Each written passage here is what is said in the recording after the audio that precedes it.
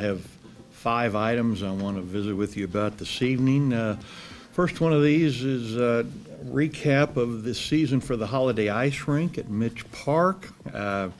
This was the 9th season that we've had Express Ice operating this facility, and the last 3 of those have been at Mitch Park.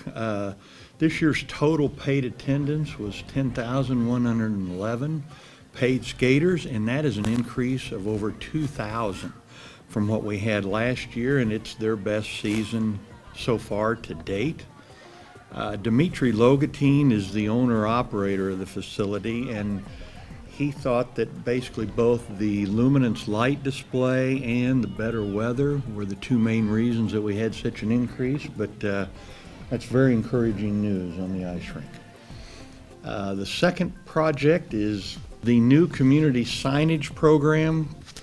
As we all know and have talked about, these signs needed to be upgraded and replaced, and the goal was to establish a consistent brand throughout the community. This is the first new monument sign that has been installed near Comfort Drive, south of 33rd Street on Broadway. The cost of this was a little over $76,000. There's 2 other signs in the initial phase, which will include Carl Rearman Park and also the Barnett Field splash pad. These 3 signs should all be completed within the next several months, and the funding comes from the Streetscape Median Maintenance account in our general fund, and the design work is also underway for the next phase of signage as well. So we're off to a good start with community sign replacements. The third item is traffic signals and turn lanes for the exit and entrance ramps along I-35 at Covell.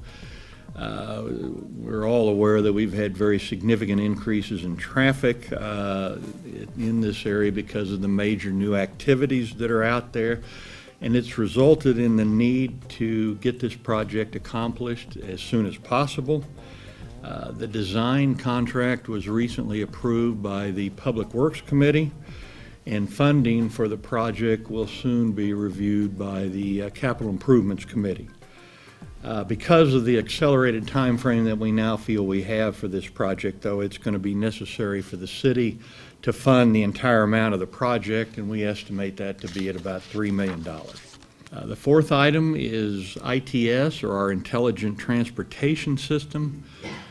Just another quick definition of ITS, because we occasionally get that. ITS includes the use of field devices, communications infrastructure, and computer systems to improve both traffic safety and mobility during congested periods, construction activities, maintenance activities, and traffic collisions and other emergencies. And work has now begun on phase 2, which includes replacing 22 traffic signal cabinets and controllers along Broadway, Danforth, and Covell. This project has a 375-day calendar time frame. ODOT will administer the contract, and they'll also pay for 80% of the funding. The cost for phase 2 is about $6.75 million. The city's 20% share is about $1.35 million, and it will come from the 2000 sales tax. This is our traffic management center on the upper floor of the Public Works building. I would encourage those of you that have an interest in this to take a look at this, because it allows us to make significant traffic adjustments in real time.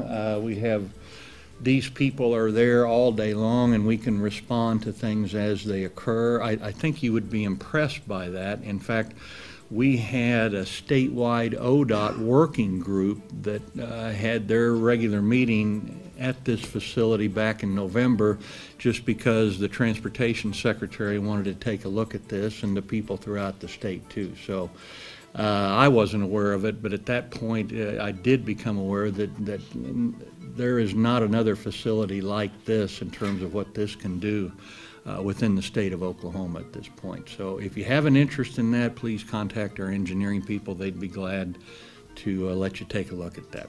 Now, we also have an application for Phase 3 funding for ITS submitted for the year 2020, and that would include 22 additional intersections, part of those on 15th Street from 2nd to I-30, or to, from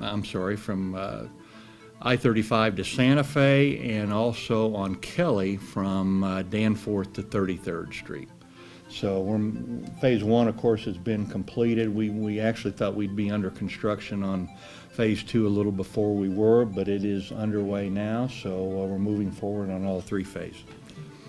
And the last area I want to visit with you about this evening is sales and use tax. We continue to get good news on both sales tax collections and use tax. Sales tax receipts for the month were 3.73% higher than they were in February of a year ago. Our use tax receipts were 79% higher than they were last February, and that is a new monthly record. Our combined cumulative total for sales and use tax through the first 8 months of the fiscal year is almost 10%, and that is almost a full 1% above what our cumulative total was at the end of last month. One other note, that just a reminder that since the use tax only affects the general fund, it's important to remember that our overall combined use tax collections and our total sales tax collections did not grow at 10%, but nonetheless very, very healthy numbers on our 2 most critical sources of revenue.